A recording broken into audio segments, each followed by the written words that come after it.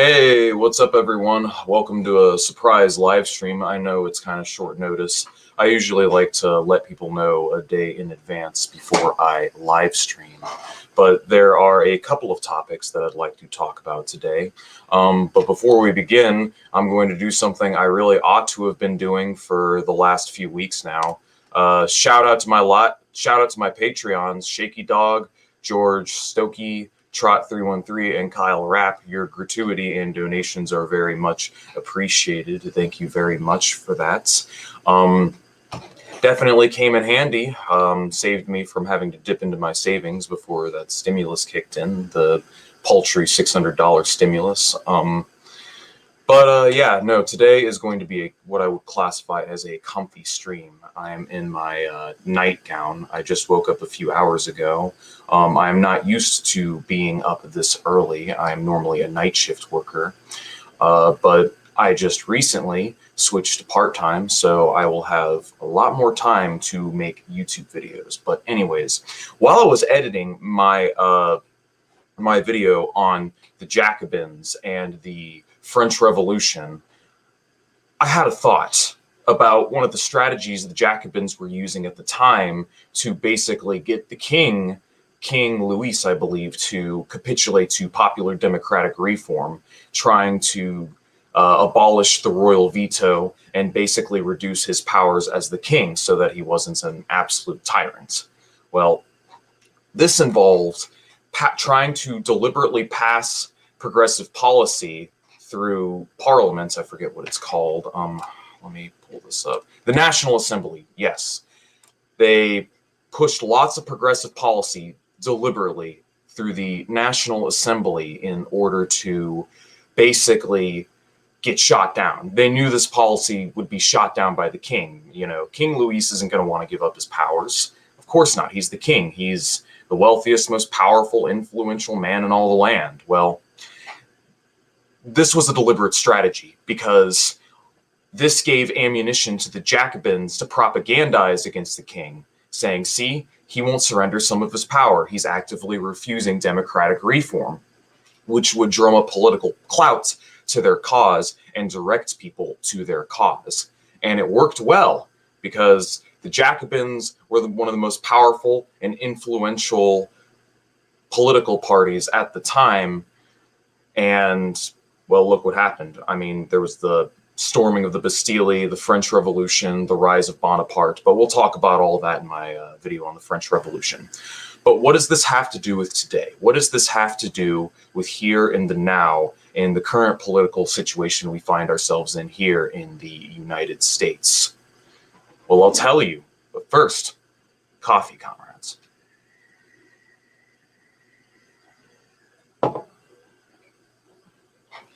Jimmy Dore had a galaxy-brained idea, very, very good idea, though decentral and unactive. It was some very, very good revolutionary praxis. It involved pressuring the squad, or the Progressive Democrats, to withhold their votes from Nancy Pelosi as Speaker of the House unless she would force a vote on Medicare for All. In other words, she would lose her cushy position as Speaker of the House unless she would basically push and send Medicare for All, the bill, through the House and force the vote. Now, a lot of people are arguing, well, Mitch McConnell would shoot it down. The House would shoot it down. Well, guess what? King Louis, too, shot down popular political reform for more egalitarian rights. And look what happened to him. He lost in the grand scheme of things. Well, just because you fight and lose now doesn't mean you stop fighting. We elected these politicians for a reason. So they have a job to do, which is to fight for us. And Jimmy Dore and his ilk are 100% in the right to pressure the squad to fight for us because that's their job as progressives, right? They aren't just cynical careerists grifting off of our desire for democratic reform, are they? Well, if not, then it's time to step up. This was the perfect opportunity for them to step up. Even if Medicare for All gets shot down, it is a win-win for political and propaganda purposes because the Republicans shoot it down, you have a reason to primary against them. Democrats shoot it down, you have a reason to primary against them. You now have propaganda against the those who oppose popular reform, because sweeping majorities of Americans are in favor of Medicare for all, whether the people you poll are Republicans or Democrats at this point. Medicare for all is a hot topic on the issue, and what better time to try and pass Medicare for all than a deadly pandemic?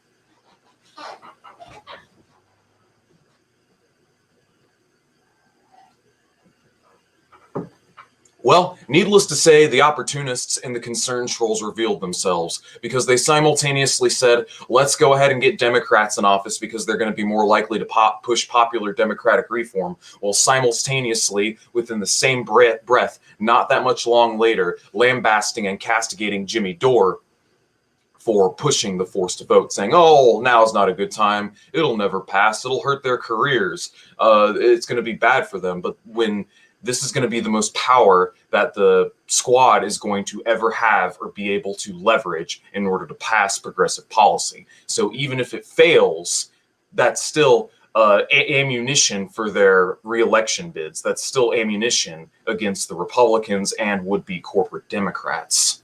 So it's still important to fight for these things, because even when it fails, it draws agitation and political clout to your cause and makes the odds of that reform passing even more likely in the future, because people are going to become even more radicalized and more likely to fight for it the more they are denied the right to life, the right to democracy. We're talking more right to life than anything. This deadly pandemic has killed 370,000 people now. It's a lot of people. Well, needless to say, the opportunists have revealed themselves. The squad have revealed themselves as careerists, because look what happened. They ended up voting in favor, or they ended up not withholding their vote, and basically they ended up voting for Pelosi. And they failed to deliver on their end. Now was a perfect opportunity to demonstrate that they're willing to fight for us, and they failed. Well, I've also heard arguments from people saying that, what happens? The consequence is Nancy Pelosi doesn't become Speaker of the House. She, barely edged out a victory. She wouldn't have edged out a victory. And as a consequence of that, they would have just found someone else for Speaker of the House, would shoot it down anyways. And my response to that is, so then what are we supposed to do? Are we just supposed to not ever leverage our votes? Are we never supposed to fight for what we believe in? We're just supposed to capitulate to the royalists and the monarchists? Is that really like what we're supposed to do? Because now is not really a good time now is a better time to fight for it than ever before. It's a deadly pandemic that's killed hundreds of thousands of people. And if we can't get Medicare for all to get passed in a situation like this, then the implication is that we're going to have to resort to much more drastic measures down the line. Well, anyways, so the people that call Jimmy Dore a fraud, or they're calling him a grifter because of this, because he's profiteering off agitation, fucking so do I. I just read off 4 Patreons that donate money to my Patreon. I get gas money from those guys like once per month. Does that make me a grifter because I'm profiteering off of it? I thought a grifter was someone who profiteered off of lies, swindles, and fraud. I thought that was the definition of a grifter. And even so, even if it's true that, Jimmy Dore is a grifter, so are you motherfuckers. That this includes the Majority Report, TYT, Bosch, because, he's basically a liberal.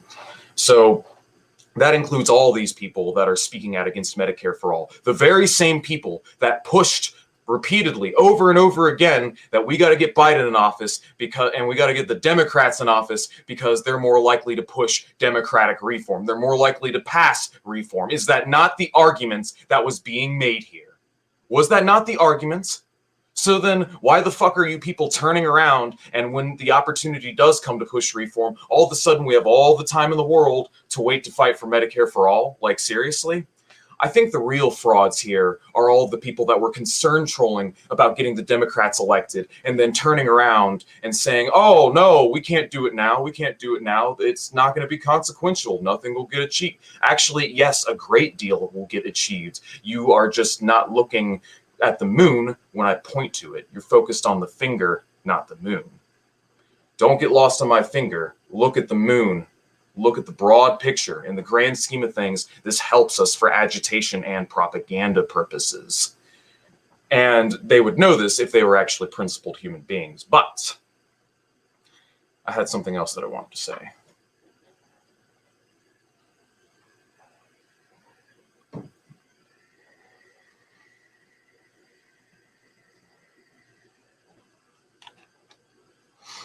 The Democrats have proved that they have failed us. They failed.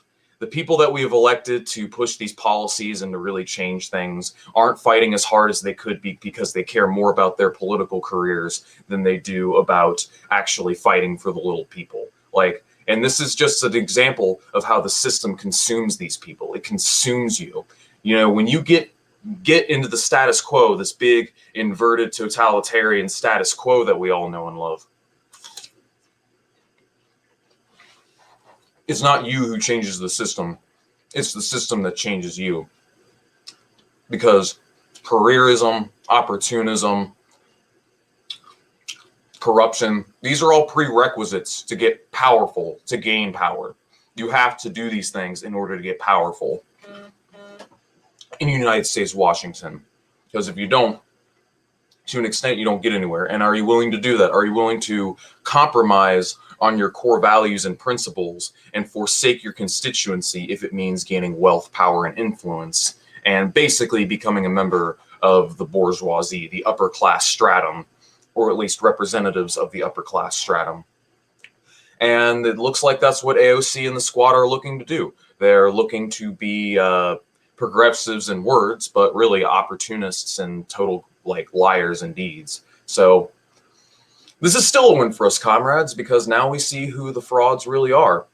Maybe people will stop legitimizing the Republicans and Democrats. Maybe people will start to see this for the dog and pony show that this is and start legitimizing a third party. And I'm not just talking about a third party for voting's sake. I mean, you're not really going to be able to elect a third party president. I mean, really, the whole point is to make an exodus from the current political process and to form one of your own. And I'm talking about running people in local council. I'm talking for running people in mayors and local state areas. This is what I'm talking about, comrades, is running people who wield the levers of power in your local community. And that's who you should run third party for, not for president.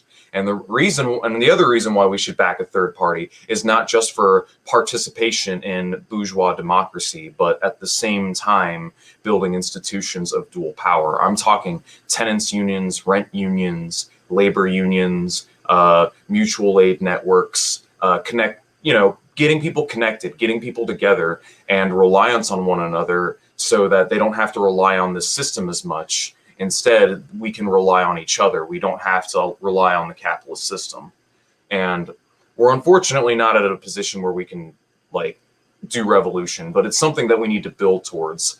As demonstrated by the recent attempted coup attempt, from all the people that are caught within the cult of Trump, people are more willing to die because they're upset that their favorite demagogue lost a show election than they are willing to put their lives on the line for Medicare for all to save, hundreds of thousands of lives down the line, Because ultimately, that's the real thing people should have been storming Washington, D.C. over, was the fact that we didn't get $2,000 checks and the fact that we don't have Medicare for all. That's a real reason to be storming Washington, D.C., not this bullshit about, my favorite demagogue lost the election. That's ridiculous, dude. How people are more willing to put their lives on the line and die for that than they are for, not living like fucking serfs.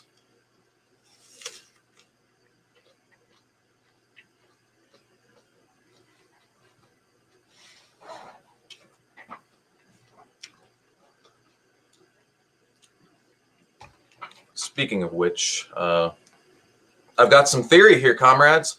I got some theory that I want to share with you guys in regards to the strategy that I'm talking about. Fighting and proposing left-wing policy in the establishment, and then the establishment shooting it down over and over again to delegitimize the establishment and also to legitimize the institutions of dual power that are fighting it. That way there's a clear line between who is your ally and who is your enemy on a class basis, of course.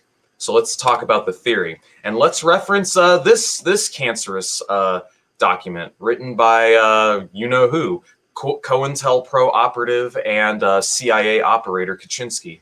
And I've got quotes by Engels and Lenin, that actually apply to this situation. Thank you for digging up these votes, Kaczynski. They actually apply very much within the current situation we find ourselves in. Let's go ahead and read some quotes.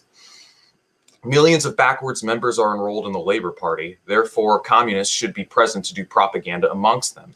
These backwards members are the social democrats and progressives, comrades. The Jimmy Dore and secular talk people are the people that, like the sock dems, these progressive left liberals that know the system's bullshit, but they haven't taken this rationale to its logical conclusion. Anyways, therefore, communists should seek to present and do propaganda amongst them, provide communist freedom of action, and propaganda is not thereby limited, when afterwards in the Kremlin, I argued with Lenin privately. Wait, is this a quote from Lenin? No. Is this from Sylvia? Whatever. I'm going to read the rest of it. When afterwards in the Kremlin, I argued with Lenin privately that the disadvantages of the affiliations outweighed those of disaffiliation. He dismissed the subject as unimportant, saying that the Labor Party would refuse to accept the Communist Party's affiliation and that, in any case, the decision could be altered next year.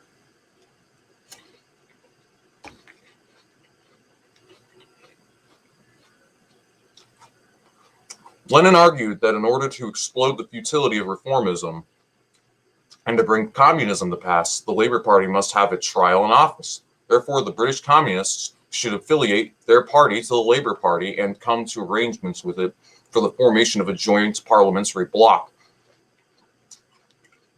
and the mutual sharing of our constituencies. Please, Mr. Henderson, take the power. You, to say, represent the opinions of the majority of British workers. We know that, and yet we do not. Therefore, we cannot at present take the power. But you, who represent the opinions of the masses, should take the power. Sylvia Plankhurst on her attendance at the Second Congress. Well, the whole point of this is that even if you know you don't have a chance of winning, even if there's zero chance for that policy to pass, it's still important to push. And like I said, all it does is legitimize third-party options. And I'm sick of hearing this rationale that alternative parties can't win because they don't have the support. Well, why don't you support them? Because they can't win. So this is just a tautological fallacy of circular reasoning routing back to the same conclusion over and over again. You know, third parties can't win because no one supports them, and no one supports them because third parties can't win. So, I mean, what are we just supposed to do? Stay on this sinking ship that doesn't serve us? Like, that's like the biggest criticism I have of all these people, is that they don't fight hard enough. They're not willing to fight hard enough, and that we're not willing to make the arguments that need to be made and do the kind of fighting that needs to be made in order to make these policies happen, all right? Because I do think with enough resistance, Medicare for all or a national health care plan can come to the United States, but it's going to take an orders of magnitude more pressure, political pressure from below in order to make it happen. I mean, like by threat of revolution. That's the kind of level of organization that we actually need. And we need to take all these social democrats, these people who are, you know, too timid and too afraid to fight, and we need to take these little cubs and nurture them into becoming lions. I'm talking people that are willing to show up at protests, who are willing to organize, who are willing to stand out there in the rain for fucking days in order to do the kind of work that needs to be done in order to realize these goals. My question is, why aren't we storming the Capitol with guns and arms and demanding Medicare for all? Why aren't we storming like the Capitol buildings and all the main states of these different, you know, the states in the United States? Why aren't we doing that, huh? Why isn't our side doing that? People are out there in the BLM protests, and yeah, no, there is a lot of left-wing undercurrents within the BLM protests, but they didn't go far enough.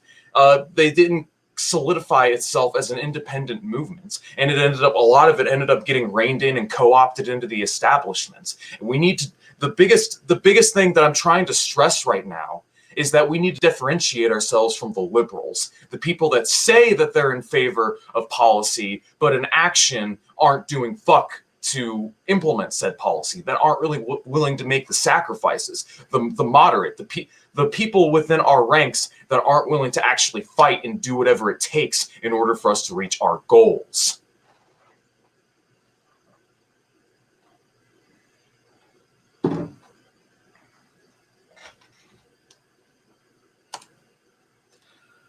Yeah, no, this is absolutely true. American politics is just one big spectacle. Everything from the get-go is it's just a way to control people. Like, why do you think they let Bernie Sanders run? Why do you think they let these candidates appear? I mean, yeah, a lot of left-wing policies becoming ever more popular, and I don't think Bernie Sanders happened by accident. And I do genuinely believe that he cares, but he's a part of the state apparatus. He's part of the status quo.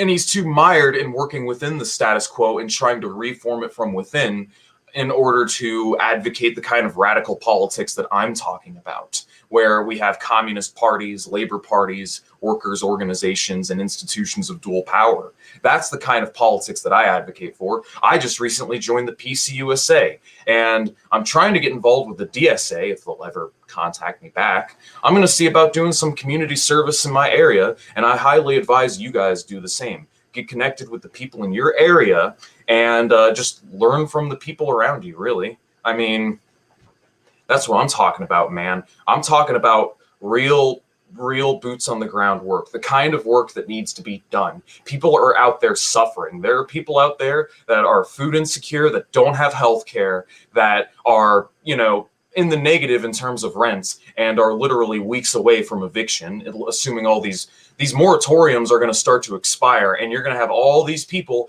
that are left out in the cold. And we're seeing an increase in political activity and rioting and protesting, but it's all mired in the spectacle. It's not real material things that people are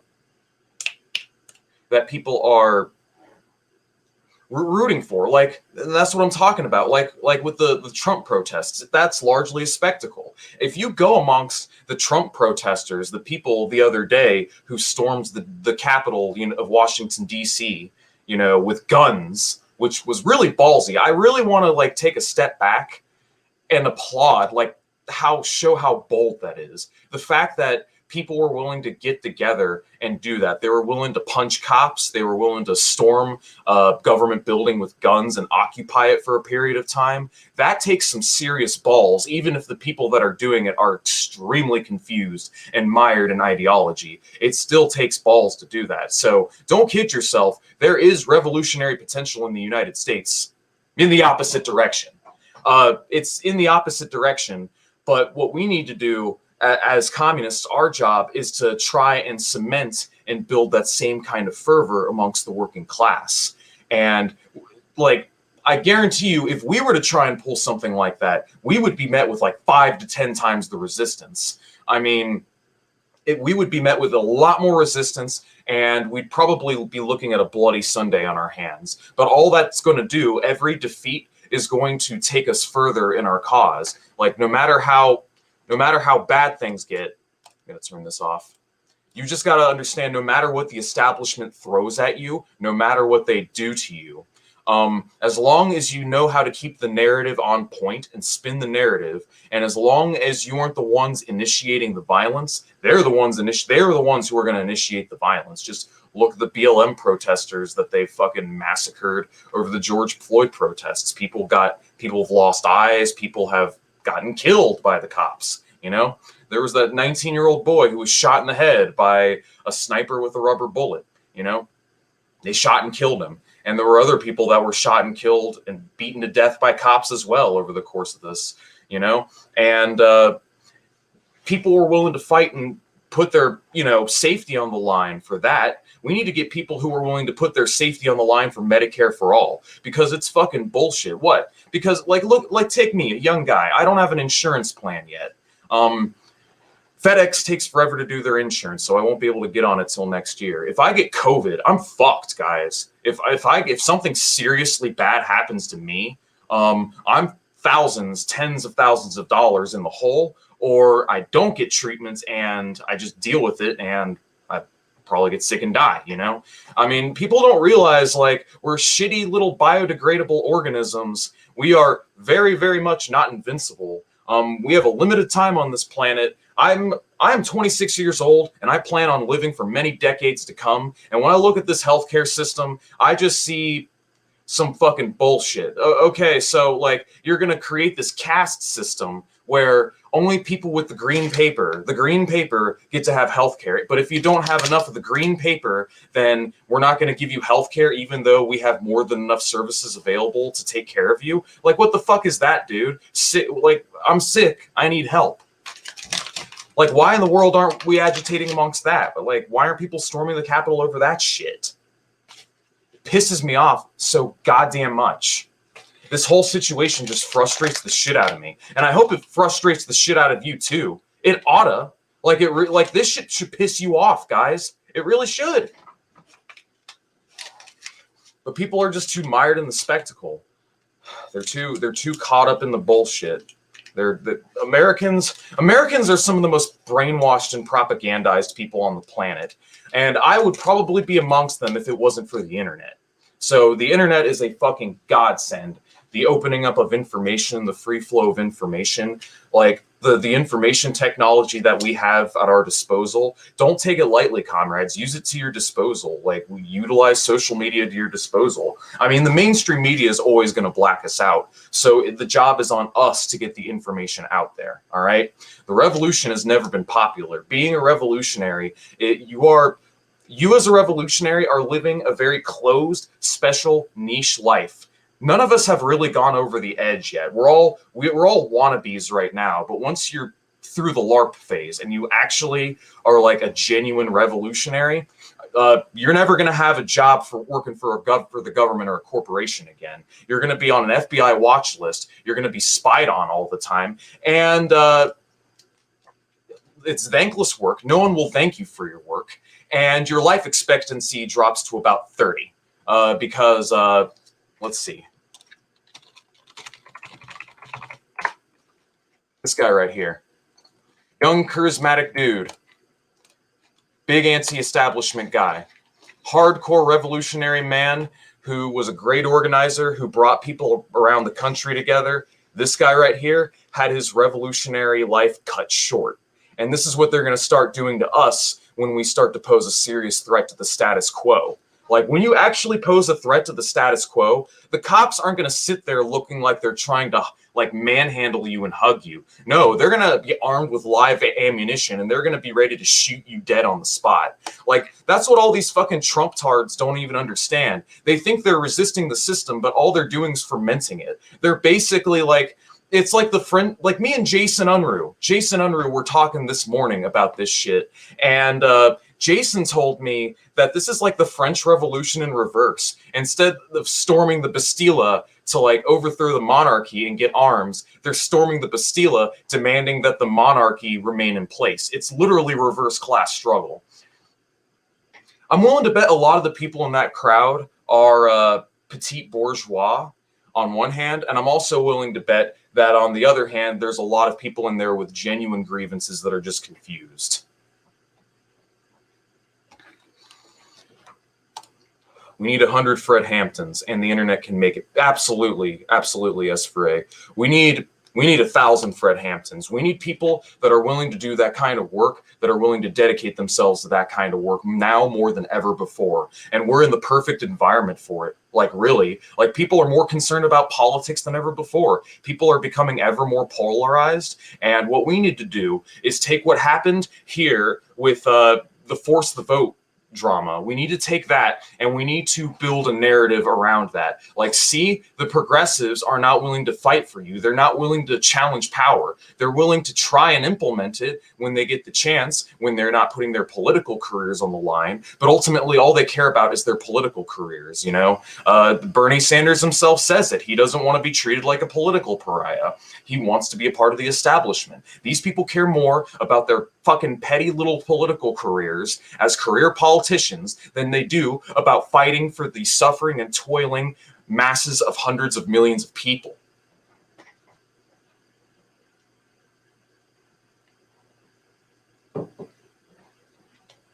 So what's to be done? That's what's to be fucking done. All right.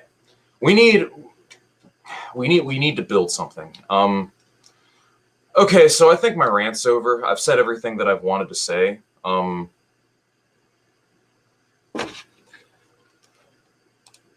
We need a Gandhi. Fuck Gandhi. Gandhi was in favor of the caste system. That's like saying we need a Joseph Biden. Like, I don't know. Gandhi's overrated. I'm not really a big fan of Gandhi. Yeah, no. So the thing is, to the extent to which we should work within the Democratic Party should be to the extent that we can get progressives and so-called justice Democrats in power, because we need these people in power. We need these people in positions of authority, but exclusively progressive Dems. Don't go vote for corporate Dems, because the corporate Dems are just going to solidify fascism. Like Biden, you're going to see an even bigger upswing in fascist movements under Biden than you did under Obama. Like, you had the Tea Party under Obama, then you had Trump, and now you have like the undercurrents, the underpinnings of a fascist movement in the makings. And I think it's going to be under the rise under Biden, because the thing is about the corporate Democrats is because they don't stand for anything, and ultimately they stand for the status quo, and the status quo is more and more over time alienating and estranging itself from the masses because of its fundamental inability to reform. People are not going to want to vote and support candidates that are in favor of the status quo unless the alternative is perceived as worse, which is the only reason why Trump lost this year. If it wasn't for COVID and if it wasn't for the stock market, Trump would have won this election easily. Biden, all he had to do was sleep through the whole election. He didn't even have to campaign. He just won by default because everyone affiliated all the economic and political crises with Trump, when really he's a symptom, not the cause. So we need to exclusively support the quote-unquote progressive Dems, or the ones that advertise themselves as progressive, because their failures are going to cement and embed our rhetoric. Let them fail. Vote for them. Get them in positions of power and authority, and let them fail, because through their failure, we step in and provide people with the alternative that they want. I mean, now I'm not a Trotskyite, and I'm going to have a left unity moment here. I'm not a Trotskyite, but Shikama Sawant of the Socialist Alternative endorsed Force the Vote. All right, Jimmy Dore talked about this. Uphold Comrade Dore thought. I don't know what you guys think of Jimmy Dore, and frankly, I don't care. He's got better praxis than all the fucking progressive TYT motherfuckers combined by doing what he did, by pushing the Force for vote and pressuring AOC to withhold her vote and pressuring the squad to withhold their vote. That is more effective praxis than all of these fucking faux leftists combined have ever done in the history of their goddamn lives. And Jimmy Dore is a liberal. He's a fucking liberal, and he's doing this. And now he's quoting Lenin. Now he's quoting he's quoting Marx, like on stream, and like alluding to socialism, and he's platforming and mentioning socialist parties like the DSA and the Socialist Alternative. Like, Jimmy Dore is objectively a good thing for our cause. He's at the very least a stepping stone. So that's why Jimmy Dore is important, regardless of whether he's right or wrong. He's right on this thing, so I'm going to praise him and give him credit where credit is due. It's not about what a person believes. It's about their actions, all right? When the fuck are people going to learn this? It's not about what I believe, all right? And it's not about what you believe either, all right? When out in the real world, the differences between trots and left comms and anarchists and Leninists and Maoists all start to fade when you actually start to do organization in the real world, because our differences start to disappear with real world action. They start to disappear with real world action because our differences are, it's between history and different interpretations of theory, you know? But when it comes to praxis, we're all united on that. So why don't we all come together on practice and form like an umbrella organization and just focus on the issues and getting the issues achieved here, right? Because that's ultimately what we need to do, all right? Now let me talk a little bit about the DSA briefly. They did not endorse Force the Vote, even though it was in their constitution. And they should definitely be scorned for that. I will give them credit where credit is due. They did not endorse Joe Biden. So for that, I give them a little kudos. Just little kudos. However, where I do not give them credit is in the fact that they didn't join in trying to pressure AOC. And that's ultimately because their leadership is opportunistic. And the same goes with, I mean, it's opportunistic, really. It's just a bunch of faux left, like faux socialists, people that have a vague idea of what socialism is, but they don't have a strong theoretical basis. That's the reason why I'm joining the DSA, because within the DSA, I see the makings of a party that can be pulled further left, because the basis is already there. There's already a lot of people that believe in socialism within it, and I think that there's value being within that organization and being the more radical components of it, you know, so long as we don't get purged. So you might need to tame or curtail your rhetoric a little bit. So, and while we're on the topic of leftist orgs, I think I'm going to levy a little criticism against the left, including Marxism-Leninism itself from a Marxist-Leninist. Starting with anarchism, your long-term goals and theory of revolution sucks. I'm sorry. I completely disagree with it. Tough love time.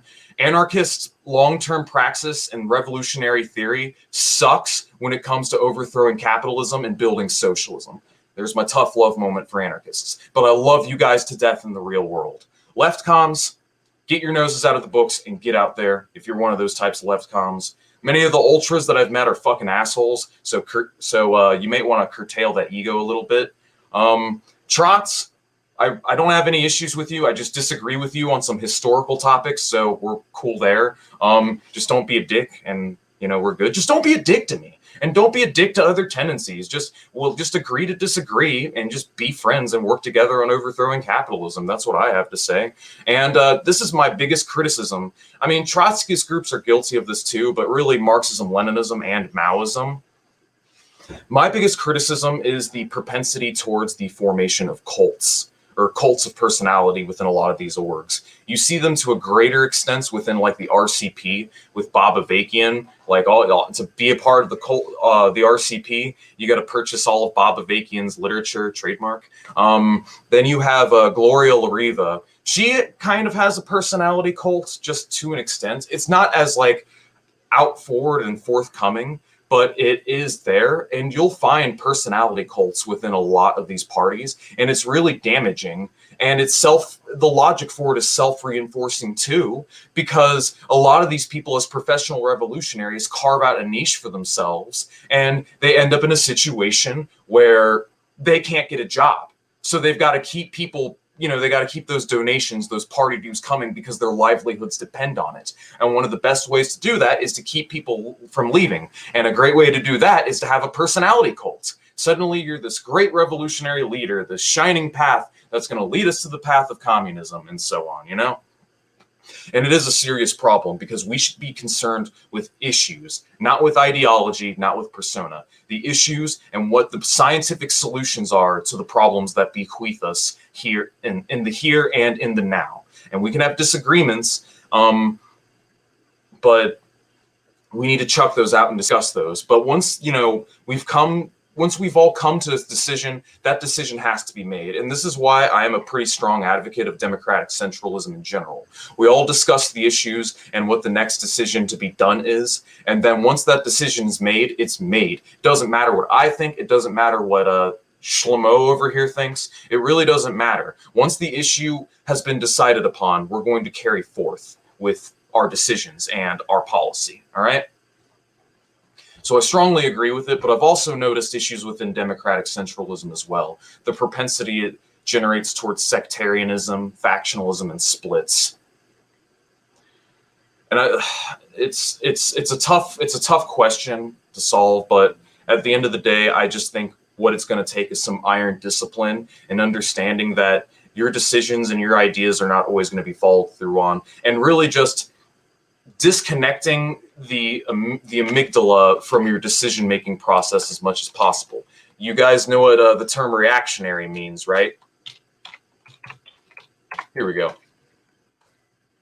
So the term reactionary means to react. It means to, you know, make decisions and act based on impulse, based on emotion, not based on long-term rational cognitive thought. And if you guys want to know what the source of reaction is, it is this. This is the amygdala. This is the earlier start of our brain that is concerned with rapid onset fight or flight in the here and the now decisions. We don't have time to think in the long term. This little thing right here, this lower part of our brain, is what is basically helps humanity survive literally throughout the course of our evolution. We needed this out in the wilderness because you don't really have a lot of time to think long term when a tiger is about to maul your face off. So you got to be able to fight or flight, think on the fly. However, with the advent of the agricultural revolution and the technological boom that has occurred in recent centuries, now we need the prefrontal cortex more than ever before. Suddenly, we have time to think long term. Lots of people still don't do this, and human beings can be trained to think long term, to think scientifically. But unfortunately, we have an evolutionary handicap to where like this think on the fly emotional response type bullshit is kind of instinctively part of us, and human beings have to be conditioned to use the prefrontal cortex, this beautiful, beautiful, magnificent thing right here that allows us to put aside our petty urges and impulses in favor of long-term goals and reward. This is what needs to be cultivated right here, and you guys have it too. Some people don't have it, and I've met them, and there are a great deal many people like that among the Trump supporters during the protests the other day. So, yeah, I think that's all I had to say. It's just something that's been brewing on my mind the last couple days. I mean, this year's off to a very great start. I mean, first we had pandemic and economic crisis last year, and this year gets started and immediately riots, just immediately right off the fly. I love that shit. So the dialectic's in motion. I'm going to go ahead and kill this stream within the next couple minutes. Probably hit the weights.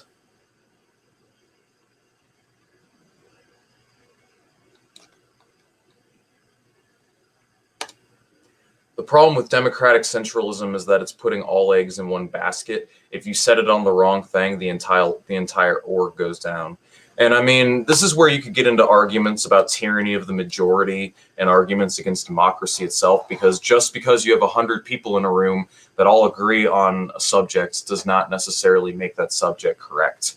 And this is why I really stress developing long-term thinking and like ideas, like mental thinking through these things as much as possible, because it's important that everybody is scientifically literate and scientifically minded. We need the best intellectually driven, ideologically committed, well-educated people and well-disciplined people in our movements. The revolution is not some casual bullshit that, you know, where we're just weekend warriors. It's when you're willing to give your life and die for a cause that you're never going to live to see the fruits of. It's pretty much it. Anyways, have a nice... Let me try that again. Have a nice... God damn it. Have a nice day, guys. I'm going to get back to work on my video on the French Revolution, and that should be out within the next few days. So, take it easy.